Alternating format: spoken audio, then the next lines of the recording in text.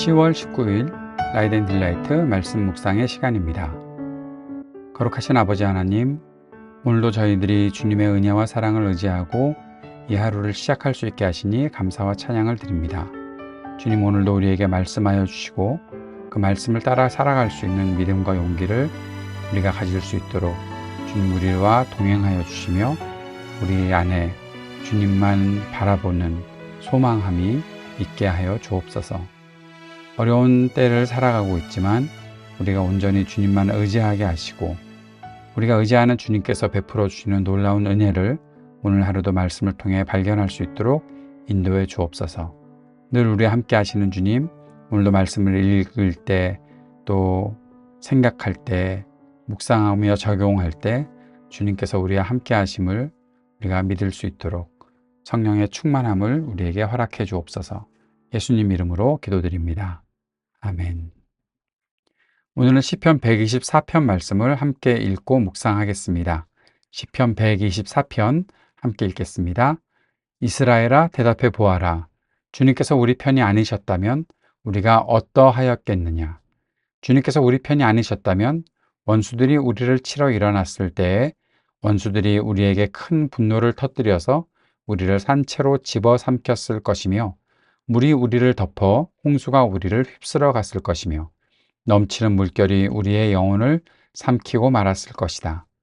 우리를 원수의 이에 찢길 먹이가 되지 않게 하신 주님을 찬송하여라. 새가 사냥꾼의 그물에서 벗어남 같이 우리는 목숨을 건졌다. 그물은 찢어지고 우리는 풀려났다. 천지를 지으신 주님이 우리를 도우신다.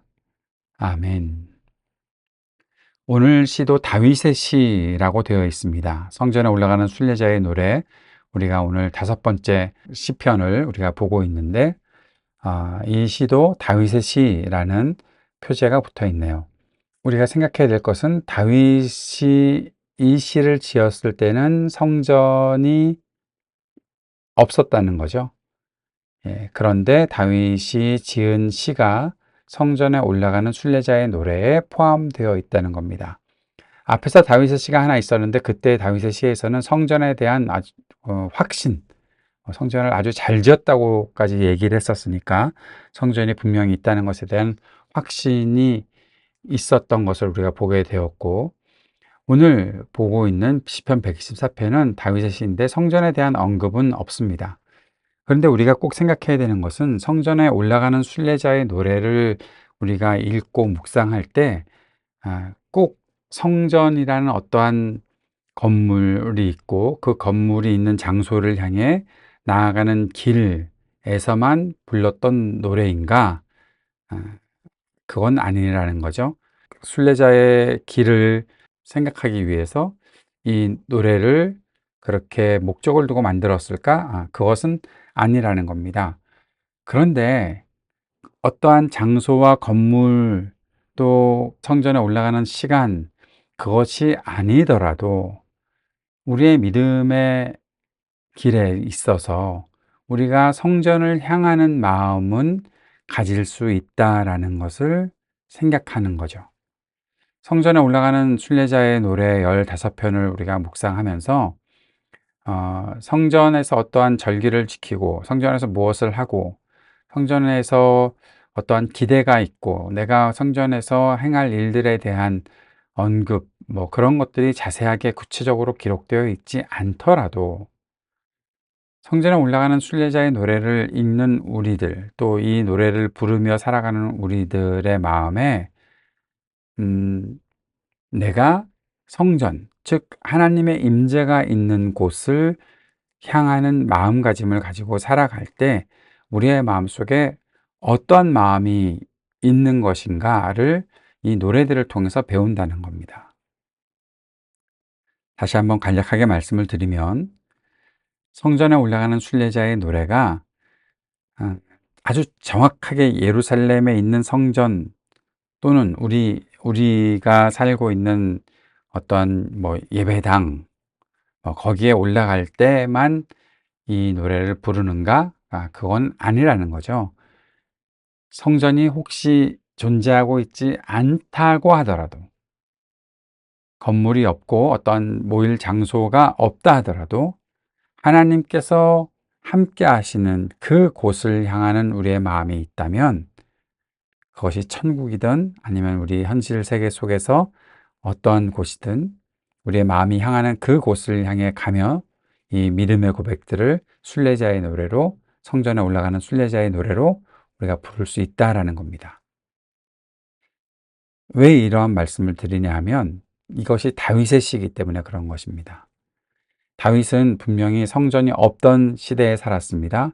그러나 그의 노래가, 성전에 올라가는 순례자의 노래가 후대에 그렇게 정해진 것은, 다윗의 이 고백들이 바로 하나님의 임재를 기억하고 하나님의 임재를 간절히 원하는, 그곳을 향해 가겠습니다라는 그 믿음의 고백을 담아서 노래했기 때문에 이 노래가 바로 성전에 올라가는 순례자의 노래다라고 말할 수 있는 것입니다. 그렇다면 이 노래의 내용이 어떤 것인지 좀 전에 읽었으니 아주 쉽게 이해가 될 텐데 한 번 더 살펴봅시다. 가장 중요한 말, 저 같으면 이 시의 제목을 이렇게 정할 것 같아요. 주님께서 우리 편이 아니셨다면.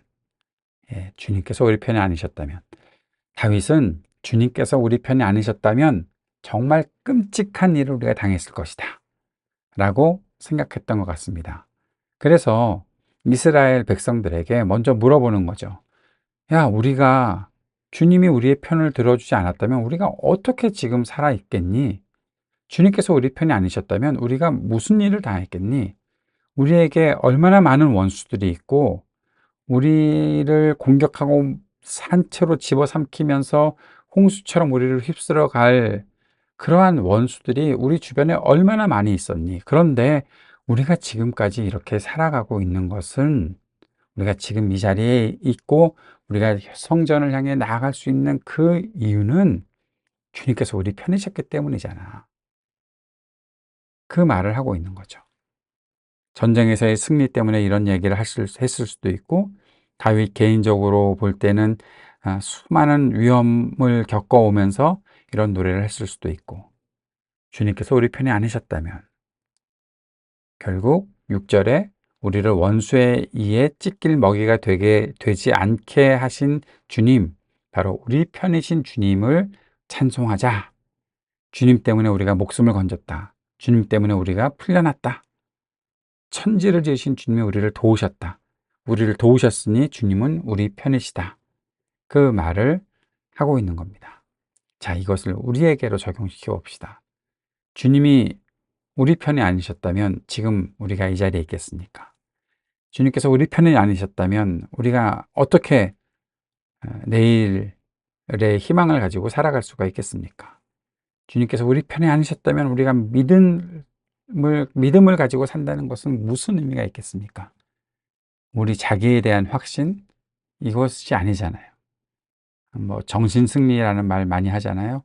우리가 주님이 우리 편이 아니신데 우리가 정신적으로 승리할 수 있는 무슨 근거가 있습니까?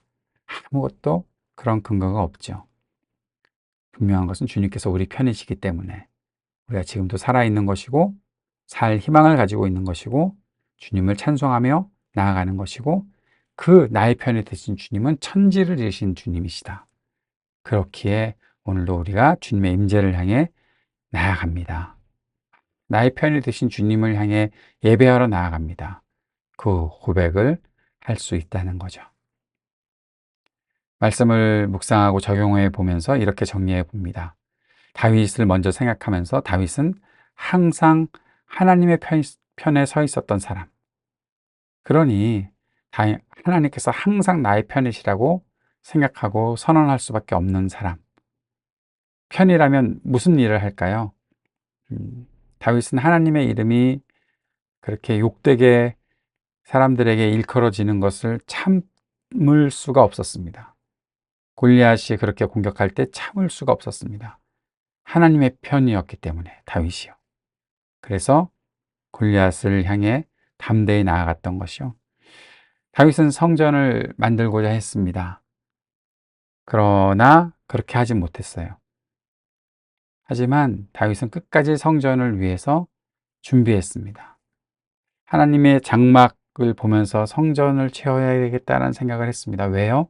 하나님의 편이었기 때문에. 하나님이 조금 더, 하나님이 더 영광을 받으셔야 되는데 라는 그 마음을 가지고 있는 것이 다윗이 하나님의 편이었던 사람이기 때문에, 오늘 이 시가 하나님이 우리 편이시다라고 말할 수 있었던 다윗은 항상 다윗 자신도 하나님의 편으로 살았던 사람이었다라는 사실을 우리에게 생각하게 하는 거죠. 여러분, 하나님의 편이십니까? 하나님의 편으로 살고 계십니까? 하나님이 우리의 편이신데 우리가 하나님 편 들지 않으면 어떡하겠습니까? 두 번째 묵상은, 하나님을 의지하지 않았다면, 하나님의 은총을 받지 못했다면 지금 우리가 어떤 모습일까라는 거죠. 하나님의 도우심 때문에 우리가 살아갈 수 있고 우리가 자유를 누릴 수 있다라는 것. 우리가 올무에 갇히지 아니하고 그물에 걸리지 아니하고 이렇게 자유롭게 살아갈 수 있는 이유는 하나님을 의지했고 하나님이 우리 편이 되어 주셨기 때문이다. 그러니 우리가 지금 드릴 수 있는 것은 감사의 고백이고 찬양의 고백이다라는 거죠. 우리는 하나님께서 우리를 도우신다는 사실을 지금도 크게 외치며 살아갈 수 있습니다. 하나님께서 지금 내 편이시라는 것을 확신한다면 나도 하나님의 편이 되어 살고 있는지 확인해 보아야 하지 않을까요? 오늘 하나님이 우리 편이라고 외치는 우리의 믿음의 고백 속에 나도 하나님의 편입니다라는 그 헌신의 고백이 함께 있기를 바랍니다. 주님께서 가르쳐 주신 기도 함께 드리겠습니다. 하늘에 계신 우리 아버지, 아버지의 이름을 거룩하게 하시며 아버지의 나라가 오게 하시며 아버지의 뜻이 하늘에서와 같이 땅에서도 이루어지게 하소서. 오늘 우리에게 일용할 양식을 주시고 우리가 우리에게 잘못한 사람을 용서하여 준 것 같이 우리 죄를 용서하여 주시고 우리를 시험에 빠지지 않게 하시고 악에서 구하소서. 나라와 권능과 영광이 영원히 아버지의 것입니다. 아멘.